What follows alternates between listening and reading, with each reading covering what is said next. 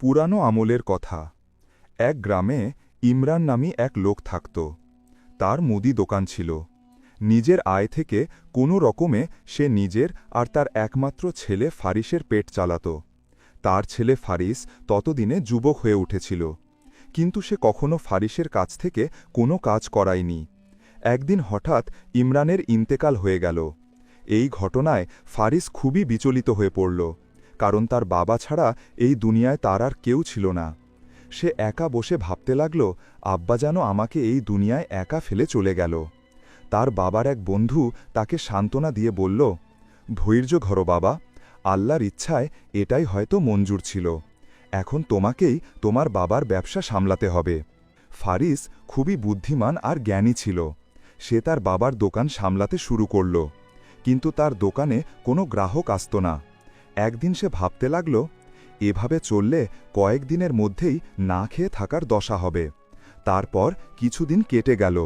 সে ঠিক করল দোকান থেকে জীবিকা নির্বাহ করা কঠিন, তাই সে দোকানটি এক ধনী ব্যবসায়ীর কাছে বিক্রি করে দিল।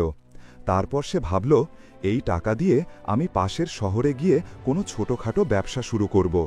সে শুনেছিল যে সেই শহরের বেশিরভাগ মানুষ বোকা, তাই সেখানে গিয়ে ব্যবসা করা উচিত। এই ভেবে সে পাশের রাজ্যের দিকে রওনা হল।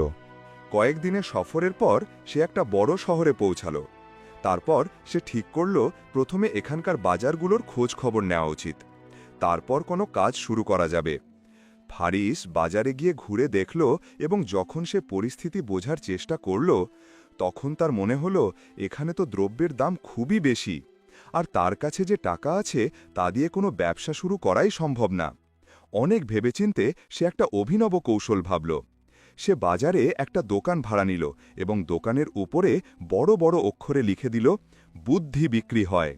বাজারে কিছু লোক তার দোকানের সামনে দাঁড়িয়ে তার সাথে ঠাট্টা করতে লাগল।